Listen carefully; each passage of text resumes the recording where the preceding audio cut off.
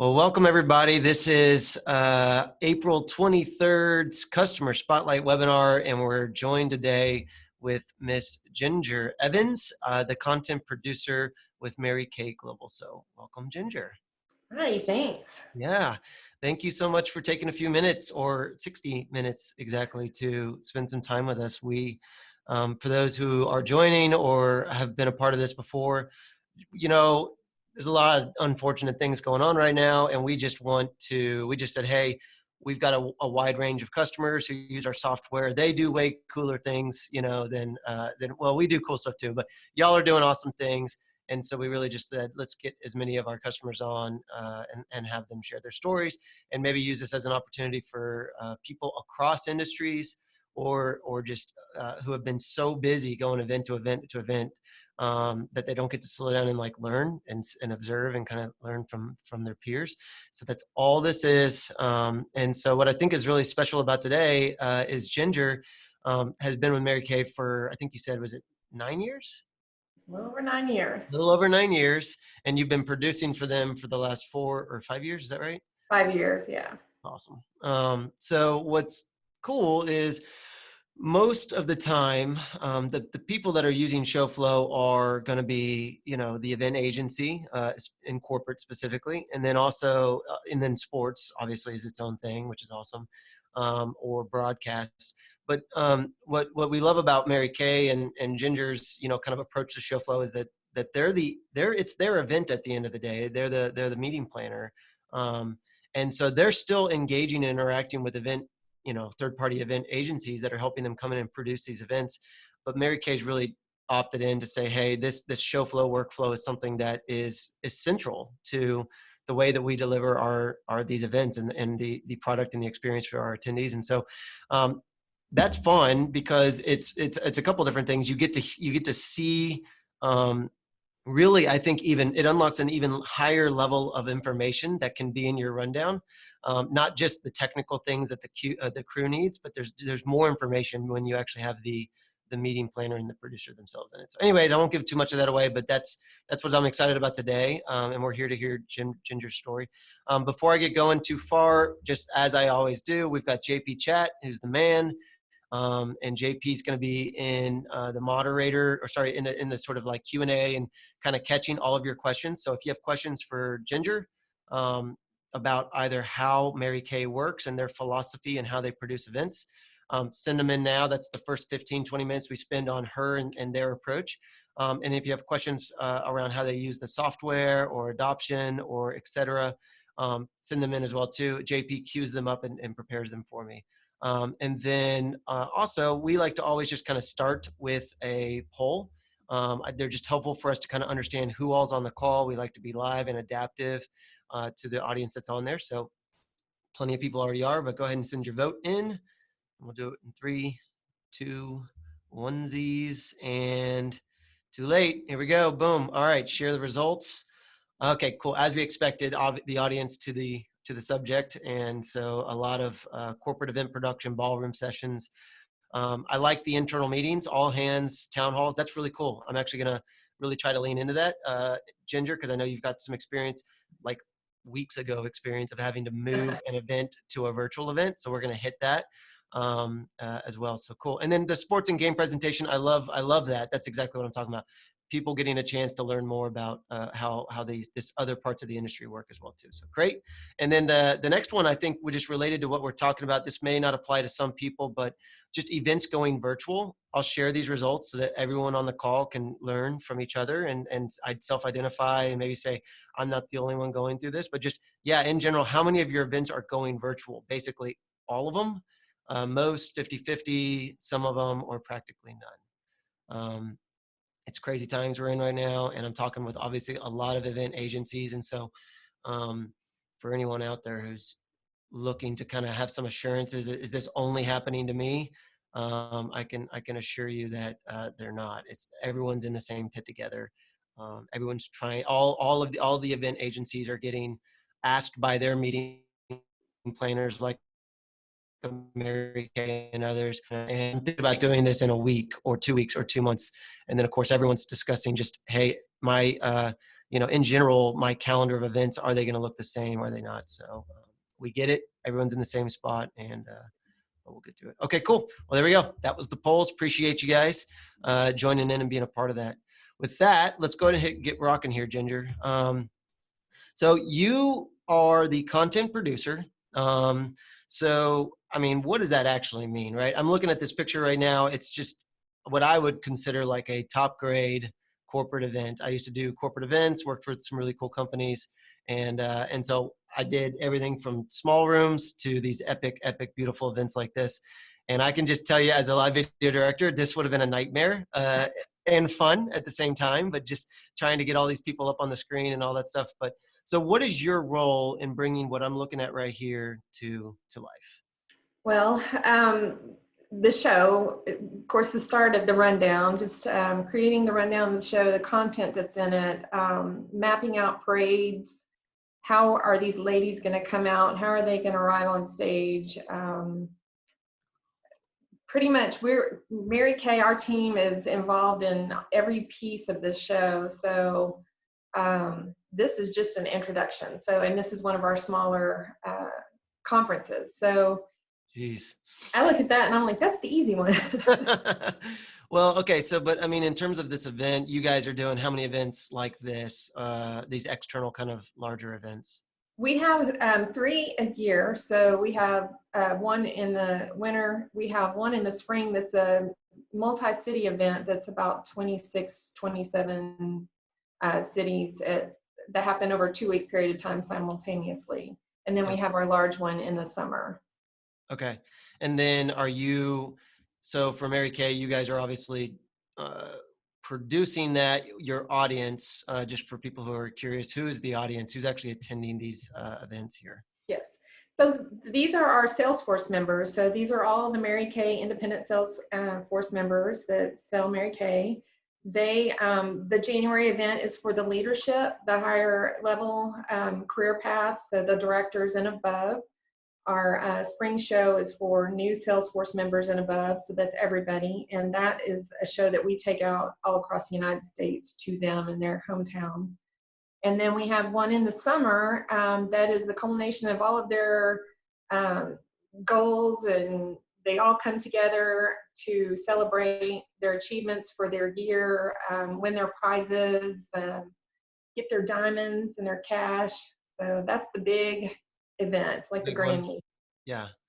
Okay. And then I love this one. It's pink and it's got pyro. So All things we love and glitter. oh, all right. So in terms of like your part, three or four big events a year, but then one of them, it sounds like, is really a lot waves of people coming through. Is it multi-city? Did I hear that correct?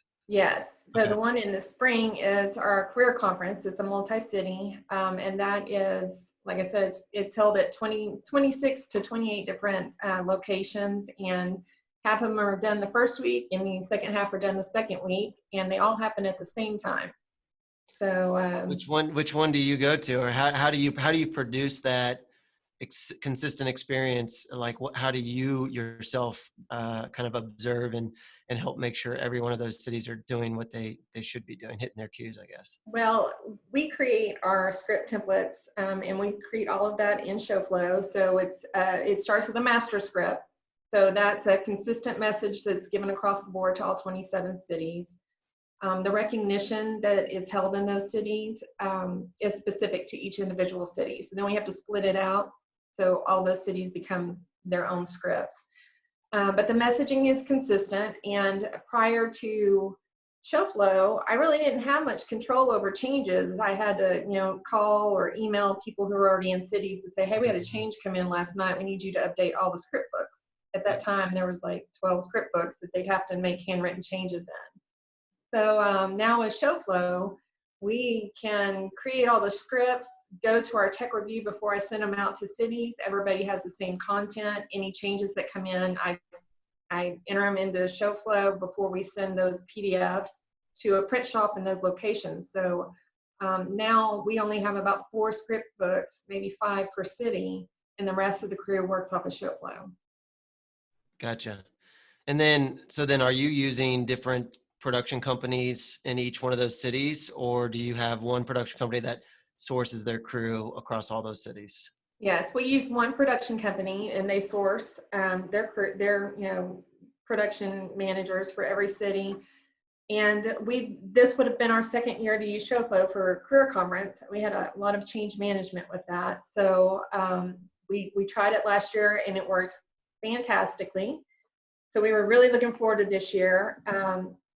We worked with a new production company this year who had not really experienced Shoflo. So they got in and they took off running with it. It was so easy for them. So we have a small training for those production managers or that person who is the lead at the production company. And I think they worked with your team to make that happen, to get familiar. And we all meet at tech review and we go through a queue to queue. And from there, changes are entered and they're off to the cities. So it was really seamless, and we were really sad we didn't get to do it this year, but we were ready.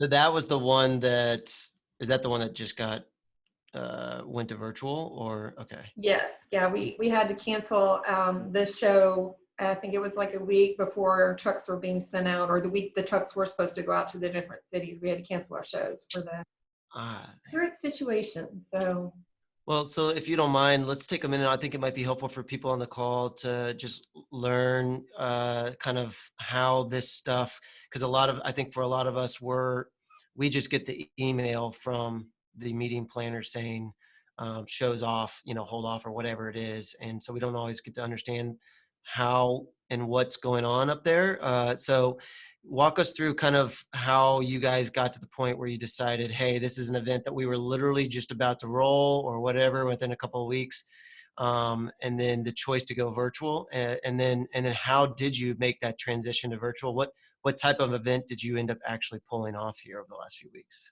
well, it was a very simple event, but when we got worried that we had to cancel, our teams all got together and we're like, what is the messaging? Because it's very different now. It's not, you're not going there and you're not getting the education that we had originally planned. So now everything's virtual, and we have a Salesforce who is, thankfully, most of them are very well versed in doing virtual classes and bookings, but we had some that maybe weren't. And so the show became a different message. It was more calming fears, and you know what, you've got this. You've got all the tools. Mary Kay's always giving you all the tools to do your work anywhere.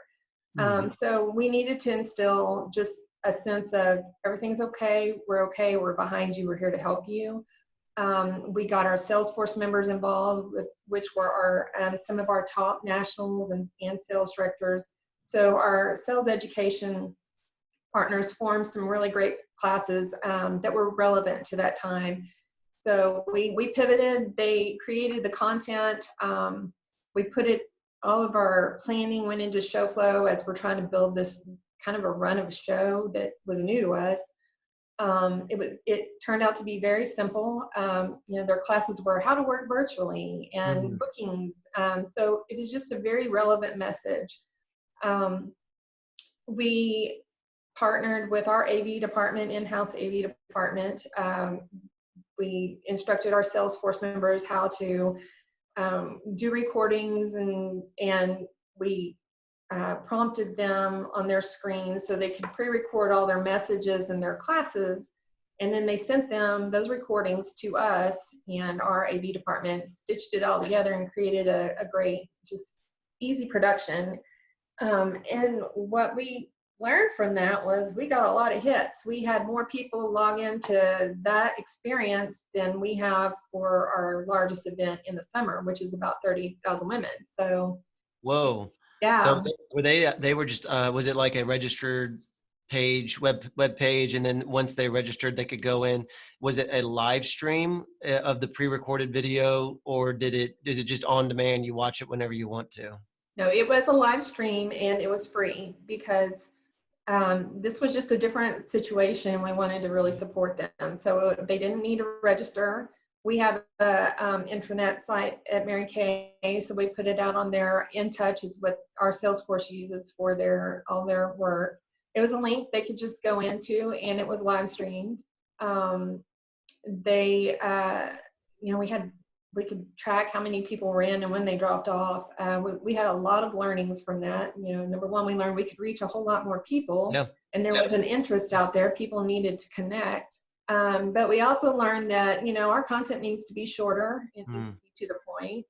We could tell when people had, dropped off. So, we're learning ways now that if we have to pivot again in this situation and we have to go into a virtual event, we're learning now that, our content needs to be more to the point, and our messaging has to stay very relevant, and we have to keep them engaged. So we need more interaction. So that's something that we're looking at. If we have to visit the situation again, we need more live interaction. So Yeah. we are going to partner with a great, production company if that happens, and it'll be a different show, but we're excited about it. There's kind of the sky's the limit.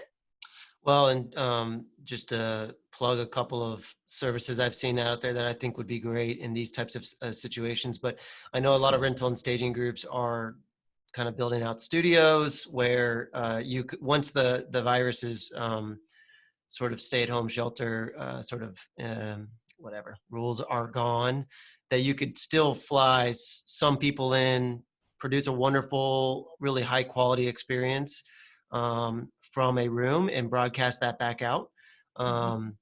And so that's one option. So, and I do think that there's going to be more events where the audience that maybe it used to be just 1,000 or 20,000 in a ballroom, it's really going to be like, that may come back to be exactly what that is, but we're always going to be looking, how can we open up the cap of that and let an online audience participate and really expand that even more. So Exactly. We partnered this year with a really with MIG. They're a great partner, incredible production company, and we have no doubt that if something happens and we have to pivot and do something virtual, like, they've got it.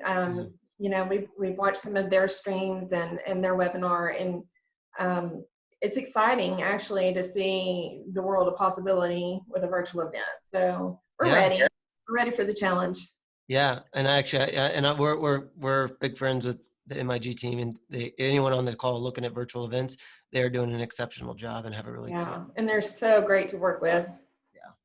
Well, what question or two, and then we'll switch into the software and take a little bit of a deeper dive into how you guys, build and work inside of Showflow. But one of the questions that came up was just with your multi-city events. Do you have different show flows for each city and program? I think you answered that. You end up using a master and then breaking it out. Is that right? Right. Okay, cool. And then if so, how do you make changes on the global script or technical changes to each city's show flow? So i.e., are you making the changes to their script, or are you giving permission over to people? How are you kind of navigating that? So if it's an actual script change, I make those changes. So since we rolled out Showflow, I've stayed in Dallas during these events so that I can kind of be there to troubleshoot with, if Wow. there's anything to troubleshoot.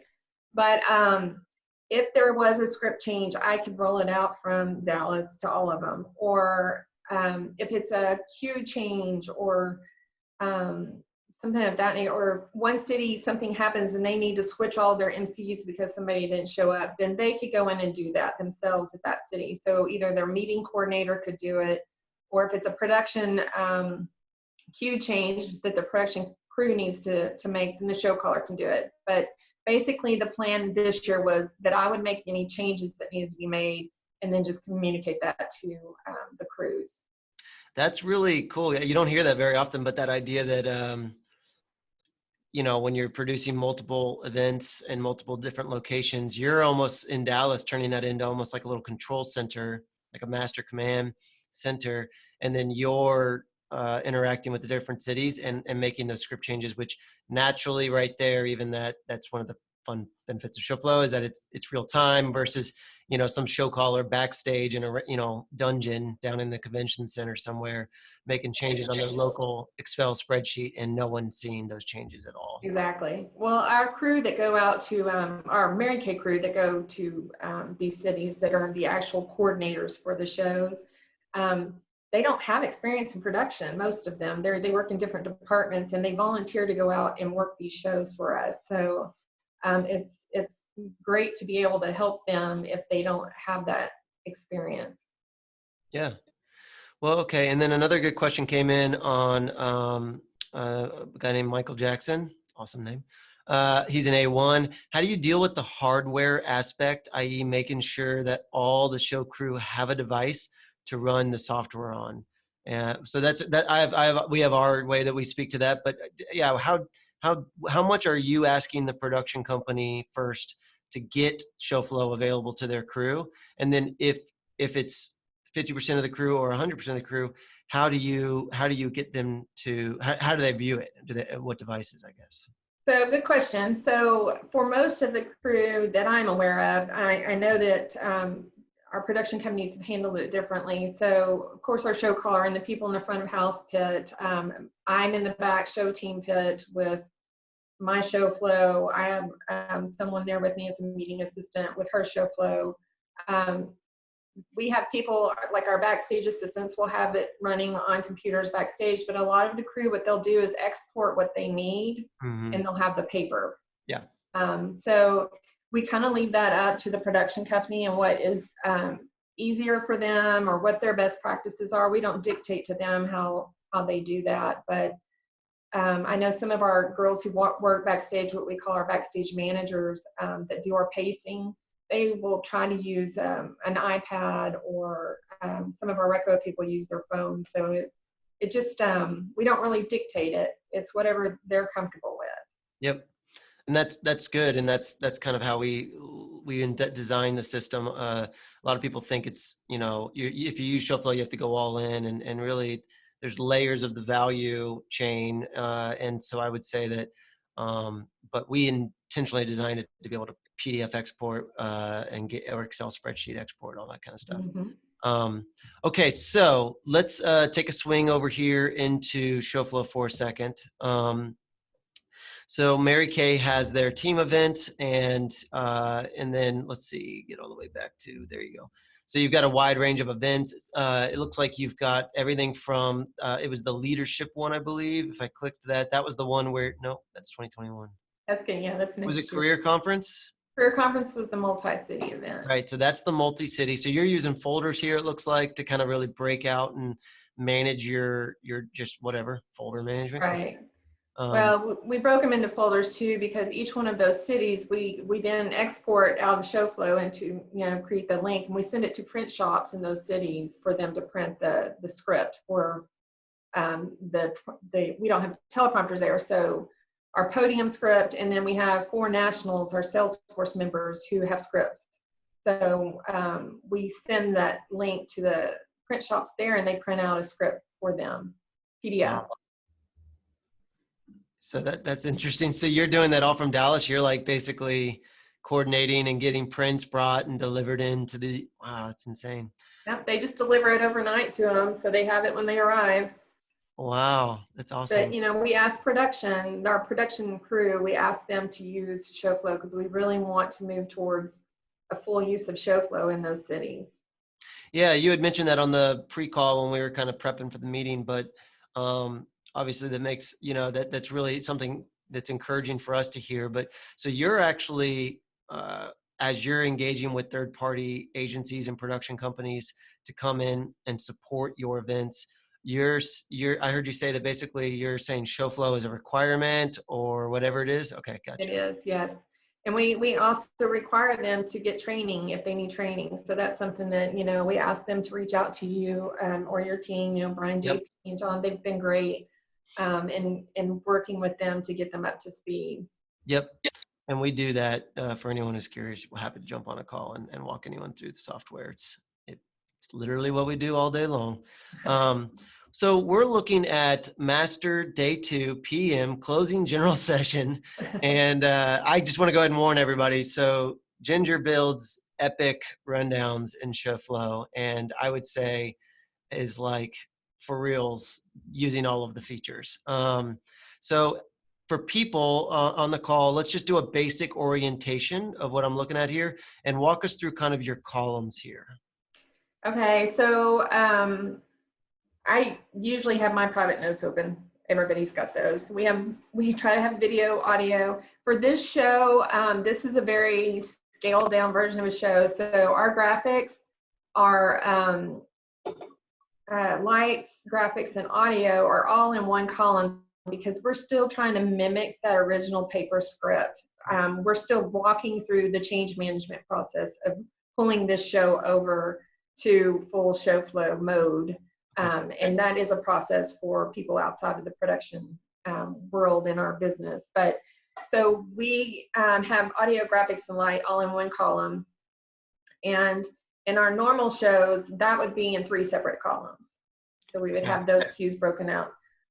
In your script column, the production company we worked with on this was their first time to use it for this purpose. And they wanted to color code our graphics, lights, and video so that it just stood out to their production crew when those cues needed to be made. This show is our simplified version. You want to look at another one? Do you want to look at another one? Yeah, this is really one of the most simplified versions. Let's get into Seminar. Yeah, Seminar is a good one. Okay, Seminar, and then I think we were saying there's a webinar one I created. Yeah, that's a good one. Ruby. Okay, good. Yeah, might as well get in the right one. Okay, great. Yeah, so for these events, and I usually go in and I'll customize my columns and line them up a certain way, but we have, production notes for our production team, anything that we need to relay to them. We have an audio column, obviously, for audio lights. We have script columns. A lot of times when we have more than one size screen and we have different feeds going to different screens, we'll break up, A, B, and C feed if we have 3 different screens. So that those graphic cues can be dropped into the column where that feed is actually going to go. Yep. We have our MCs in here. We'll put the name of our MCs. There are talent, and MCs are used to reading a script and looking for their cues and staging cues. So we have MC information. Who's our MC? Who are we looking for? Our graphics coordinator, she's got her own notes column in here, and she will make comments to me like, I've changed out the graphic here, or do we need a graphic here? We have MK staging, where are people coming and going? When are things being set? Props, anything that goes into the staging. We have parades that we do. So there's a parade count. If we've got 500 people in a parade, we need to know that. You use images too, yeah. There's our map. Do you mind if I click that? Is that okay? Oh, that's fine, yeah. Yeah. Cool, look at that. Yeah, yes. So we have a producer now that goes in and she creates these parade maps. And we have escorts that are out on stage. So this tells these ladies and production, where are these people coming out? Where's the mark they need to stop when for their camera shots? Where are they going? Wow. I love that. I love that you're using images and cells here. That's really cool. So I guess, a comment I have when I look at these is that is so many columns. So are you encouraging your crew or whoever is using Shoflo Live? Are they hiding columns? Are they reordering columns? Yes, I imagine that they are. We don't dictate what they do, but I do suggest that you hide the columns that don't impact you or aren't pertinent to you. Right. I keep a lot of my, cues and my script column open during the show because I do listen to the show caller and watch the cues and make sure things are happening. But if it's if it's one of our backstage managers, I may tell her, just have your MC and your staging and your script column open so you can see who's up next, where are they going, and where in the script do they need to go out. A question that came in while we're kind of going through this is when you make a change to the master, does it transfer to the breakout sheets, or do you have to update each one? You and I were talking about this before the call a little bit, but. Well, y'all have the global element manager, so you can push it out to every single one of them. Yes. So I think right now, the ones we were looking at earlier where they broke into different cities, you were updating on a per script basis for that, right? Well, what we're doing, we don't make any changes to those scripts past a certain point. So once those scripts are sent to print, there's no changes. The masters are done. If something happens on show site, because that show is so different that we can't manipulate it, we have printed scripts for certain people. So for that show, if something happens on show side after those scripts are printed that impact the script, and don't impact the crew, then that's just a handwritten change, which is super Hmm. unfortunate, and why I want us to go Right. fully Shoflo. Yeah. Now on our other shows, when there's a script change, we can just push it out through Global Element Manager. But what we've been doing is we're keeping that one script column, master script column, is the only master script. So we make the changes in there. And then any information that's specific to whatever show we're in. So our seminar has 4 waves, which is names that are different. Those cells within the column in the row where that change is specific to that gets moved over into the master script column. For seminar this year, we'll be using Global Element Manager. So we'll be able to push everything out to the master and break them all out. Yeah, and then and for people who are curious, the global element manager is basically and she hasn't been fully set up with it yet, just FYI. But the idea there is that you would almost build this master script that have have the lined up columns, and then from there, Ginger could make an edit to an element like a row at the global level, and then publish it. And if that row is actually present in any of the additional rundowns that she's building, the relationship is maintained, and so then it'll publish those changes to all of the children rows and all the other shows. So anyways, it's fun, exciting. If that as an idea is something that you're curious about and want to play with during this pandemic, feel free to reach out over the blue chat. We'd love to talk with you, set you up with a sandbox, and kind of let you play around with global elements. So Ginger, on your end with the script, you guys do a really interesting thing, and this is something honestly we hear a lot, that of people trying to understand how to use Showflow with a script. Mhm. And we think there's some software things like we could feature build out some stuff when we want to, and we'll do that at when it's the right time. That would make this idea of breaking a script up over multiple queues. But Mhm. how have you guys handled it, at least today, with what's available in Showflow now? So what we currently do is we create all the content, all the script content. It goes into the script column. Our graphics coordinator will go in and she'll drop the graphic cues in red where they need to hit within the script. So that's where that graphic needs to start. Once we get to about 2 weeks out of our technical review, which is a week before we hit show site, we bring production crews in, we set it up, we do a complete queue to queue. So at 2 weeks prior to that technical review, we stop production inside the script column and we say, okay, production company, go in and start splitting out the script according to queue. So what they do then is they go in and they start breaking out where the graphics, so they hit, usually it's only the script content and then a graphic. If there's a new graphic, it starts in a new row. So they break it out. What we're finding now, though, that we have this great teleprompter feature, so There you go. excited about. We're gonna redo that now. We're gonna pull all of our graphic cues out of the script column and just put them. They're just gonna live in their own column like they should. So we'll even strip that out. That way, when we get to using this, we won't have graphic cues and video cues inside of our script column. It'll only be script. That's awesome. Yeah. So the thing there is that I love that they were on the front end of really just saying, and I think it didn't come through specifically just because I just duplicated the show, so there's no cell edit history. But you can build inside of Showflow in the script even, and if you make a change to it, if I was to say hello, Yes. and then if I came in later and I said, goodbye. So those are actually all being recorded. And so if you go to the cell edit history, which is the upper right corner over here, we're actually going to show you who did it, when they did it, and what they did. And then you can feel comfortable and confident in saying, hey, you know what, let's just go ahead and roll back to what that was before, et cetera. So I love that you guys moved your script into Shuffle. And then even if you were to print it out from there or give it to your prompter operator, great. But I was talking with Ginger before, and they're really excited to be moving into not only the featured view, which is a way to just kind of look at your script a little bit more comfortably,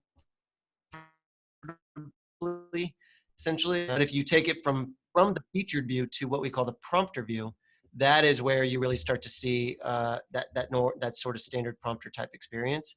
So, and I think that even maybe on y'all's virtual events, Ginger, this could be a helpful thing, just for being able to get that to your remote presenter and have them kind of comfortably look at that. Yes, I'm so excited about this.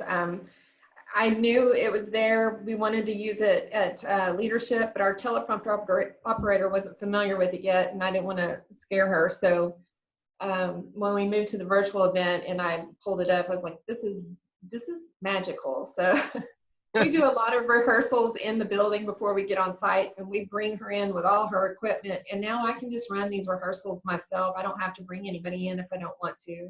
We can Yeah, just project it. that's a good So point. That's a good I'm point. so excited about it. I think one of the things, the reason we did this was really because it's not even about replacing current prompting software. I think, but I do think you can and should take a look at it.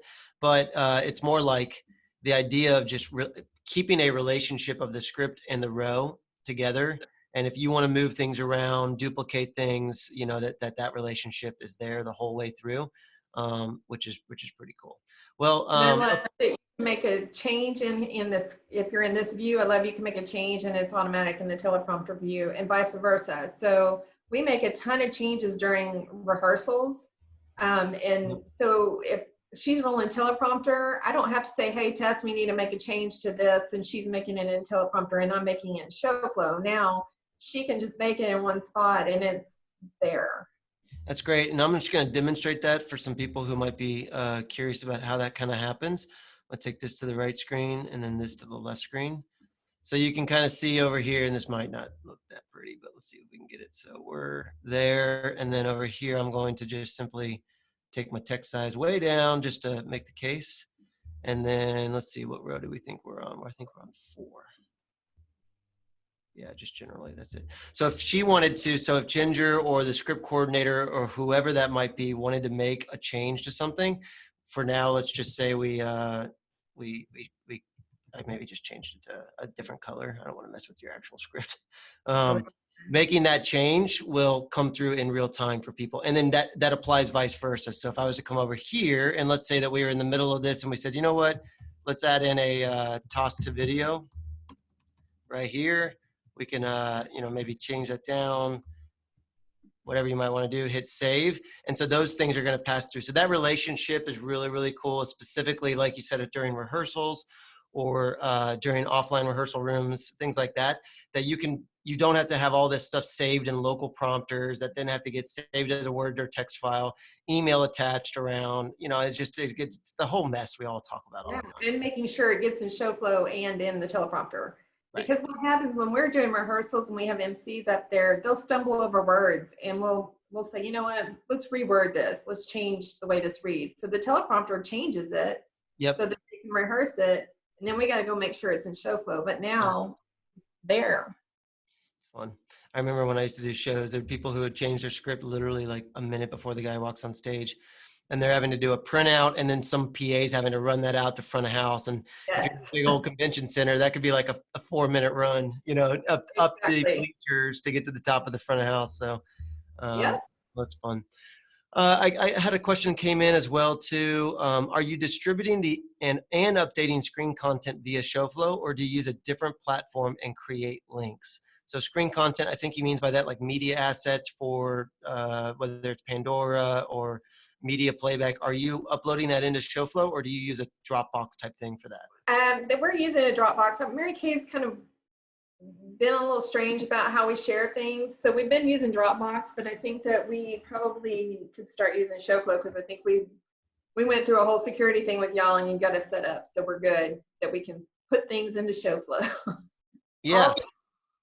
Well, and I'll even speak to that for a second too, Ginger. I think that there's a different use case for those. So if you're trying to upload like what Ginger did here, which is images, references to a PDF or a plot or something like that. I don't remember where that was, but anyways, that I think is a really good use for Shoflo. But I think, and if it's like an opening video or something of that sort, but some of these shows are really, I remember from doing them myself, there's a lot of assets. And I'll just go ahead and say Shoflo is not built to manage that level of file movement up and down. And so I don't think we'd meet your expectations if you're talking about it at that level. I like to say that our docs is really about, when you send that email out to your whole crew and it says, hey, everybody, excited to see you on site. Here's the updated production schedule. Here's the updated run of show.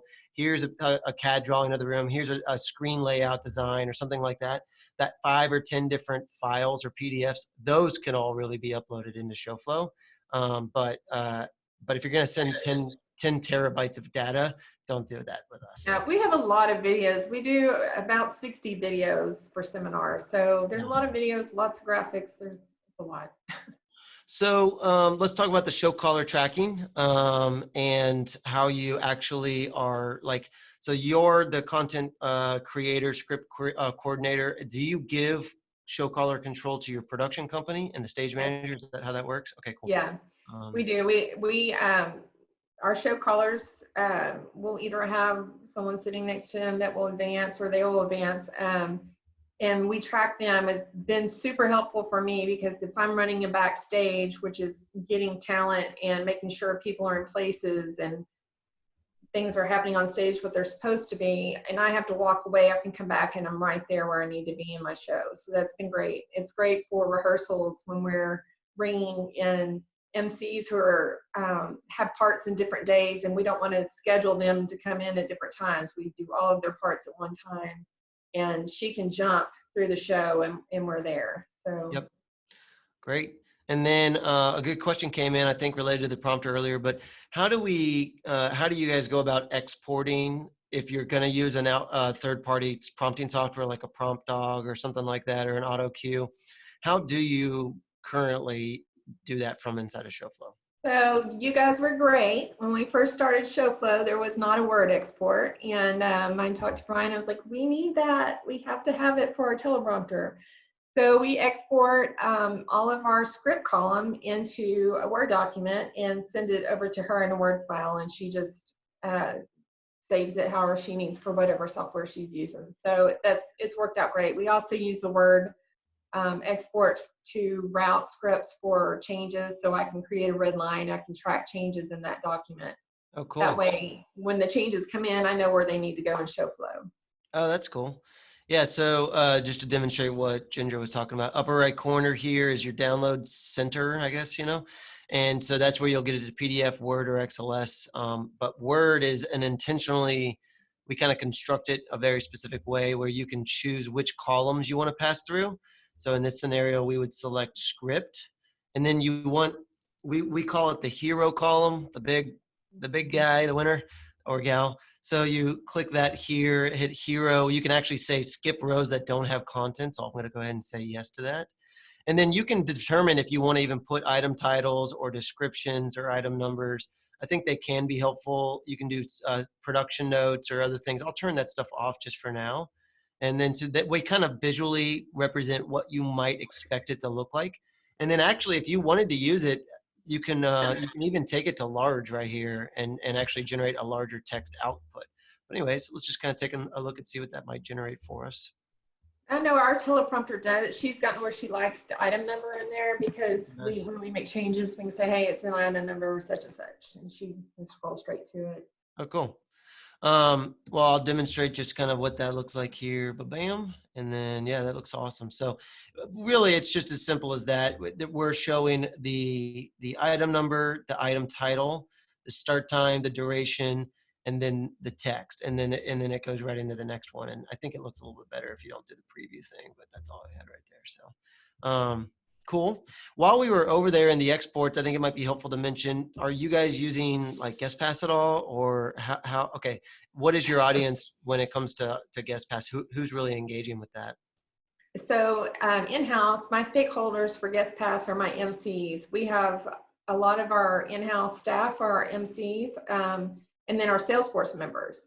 So I can say, hey guys, if y'all want to go in and review your scripts before we have rehearsal, here they are. And anytime there's a change, you log in and it's there. So I send the GuestPass out to MCs, people in-house that need it. Now, when we get on site, I know some of the production companies like to use it for different purposes. It could be their video operator, and we let them do that. But prior to show, I like the MCs to be able to go in there and review their scripts. So that's what I use it mainly for. Okay. And then, so yeah, with the guest pass, and just for anyone who's curious on the call, so guest pass, basically everything we've been looking at so far, you need to be a logged in user. It's not that complicated, email, password, but anyways, you have to be a user who has access to Showflow. And the guest pass essentially is a URL that doesn't require anybody to have credentials of any kind. So you can just copy the link, you could text it around, do whatever you want to do, and they'll have access. So Ginger, I noticed that you don't pass all of the columns through, and I get it. There's a lot of columns. What really helps you kind of understand why you choose these columns? I guess for their So scripting. yeah, for this one, if I'm sending it out to an MC, I'll leave the item number, the item name, of course. Most of the time, I won't have the duration. I will just have the script column. That way, they can scroll through and just read the script. Sometimes I'll put the staging column because they need to understand, what does that look like when I get out there? Where am I going? What do I need to do? So a lot of our MCs are so well versed in being on stage because they've done it for the company for so long. Those are the things they look for. It depends. A lot of times, if I just need them to know their script and know their part, then I'll send them item number, item title, staging cue, and script. That just gives them a clean view of just what they need to see. Got it. On the timing side, I just saw that. Do you guys really get in there and control your time and really like use our time functionality as a way to really like aim for a very specifically like timed out script? Absolutely, yes. Our shows run a long time, so we have speeches that are even, certain people have certain amount of time for their speeches, and we need to know when that clock is gone over. And so we have to keep this pretty close to our estimate. So we Yeah. do break it down. Even when I begin building the run of show, prior to talking to our internal partners about their content, I will go in and look at, what do we have in this one day and how much time can I really devote for all of these? What's the message? How important is it? Is it an educational message that has two people that's a panel? Well, that's going to take a little bit longer. So let's give them 20 minutes. So I really try to assign a realistic time. That way, when I go into the content meetings to talk about what's your messaging, what do you need to say on stage, here's the amount of time you have. So we need to really form your content around this time frame. And then it gives me the ability that, oh gosh, we really need to pivot. You're going to need a lot more time. Where can I take it from somewhere else? Yeah. And then I noticed you guys are really using the override time, which is awesome. So for people who aren't familiar with the override time, basically in Showflow, your start time is really driven by the duration of the previous one. So like 9:30 plus a minute 30 is 9:30, 1:30 plus 2 minutes. And then you skip a bunch here. It's 9:30, 3:30. So this is actually great now that I'm looking at it. So yeah, it's, for in Showflow, one of the tools you can use is what's called an overridden time. And that's the idea of just coming in and saying, regardless of what was happening upstream of this queue, I'm going to force this time to start at 9:30. And then we have these little arrow flags, and we'll actually show you, hey, this is an arrow flag, and the time is flowing down from here. I've also noticed, Ginger, that you guys are hiding certain durations. So walk me through that. Is that just kind of maybe that particular row is not a really an element that has a lot of like stage time dedicated to it? It's more of just a technical statement of what's going to Yeah, happen? it could be that. And sometimes it is that I might build in more time into a show, but I don't want anybody to know that extra, extra time's there. So then we just forget to go and turn it off. But yeah, it's usually our pre-recorded videos are like just a couple of seconds. Sometimes it's just to make it cleaner. If it's if there's a lot of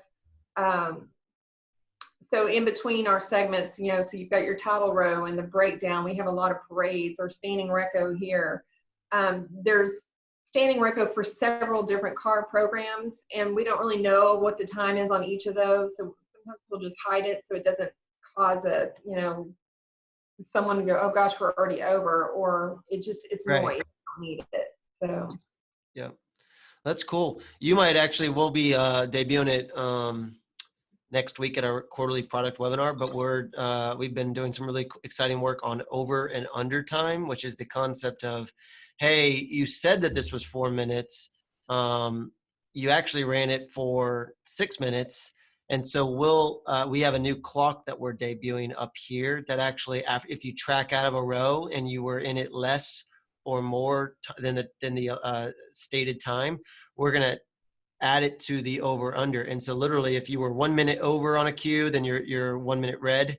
But if the next row you ended it 2 minutes early, then it's actually now you're 1 minute light on your show, right? So it was the 1 minute over minus yeah, the 2 minutes you just got. And so now you're 1 minute light on the show. It's really that is exciting. great. It could be That, cool for that what. will be really great because I use a lot of that. A lot of elements of our show are the same. But our parades may run like you've got 500 this year, or this wave has got 500 people, and you got 300. Well, how do I really need to gauge? Like, how Yeah. much time is it? That's going to be great for us. Yeah. Yeah. Cool. Well, yeah, we'll get you in on that. Make sure you guys get to be an early tester on it. Well, okay, so I think we have covered loads of stuff. There was one or two questions I want to make sure I went back and got. So if there are changes made after rehearsals, how do you alert your crew to those changes so they don't just encounter the changes without warning during the show? That's a really great Yes, that's a question. great question. And we did have to set up best practices, and we communicate this with every new production company that we use. So we have a system. When there's a change, there's a key, a color key. So if we've got a change, say in a cell, say cell number 19 has a change in the script column, it's going to be, instead of parade, we're going to have, is that 19? Yeah. So anytime there's a change in a cell, whether it's a graphic cell, a video cell, a script cell, we turn that cell white.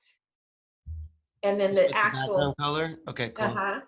so, and then the actual change that's made, that text copy is changed to blue.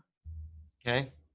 So that way we can say, all right, on headset crew and production, we've got a change in cell item number 19, row 19 in the script cell or in the graphic cell. They know automatically to look for a white and blue. So once everybody's made that change and it's been communicated across the board, then we can say, okay, has everybody made the change? Great. Then we go and we clear it. So it looks normal again. That's worked really well for us, especially with our teleprompter and our graphics cues that have, if we change a name in here or we change content, that means that graphic cue changes. So we also have to make sure that the graphic operator knows. And that's the way it stands out. They can go and make their notes, and once we have confirmed everybody's done what they need to do, we clear it. Another one that will be for anyone that on that question or curious about that subject. The next week at that webinar, we're going, or at our quarterly product webinar, we'll be talking about an additional piece of functionality that we're building out, which is kind of like a crew chat. And so that's another place where you can kind of have like a production and a lighting and things like that.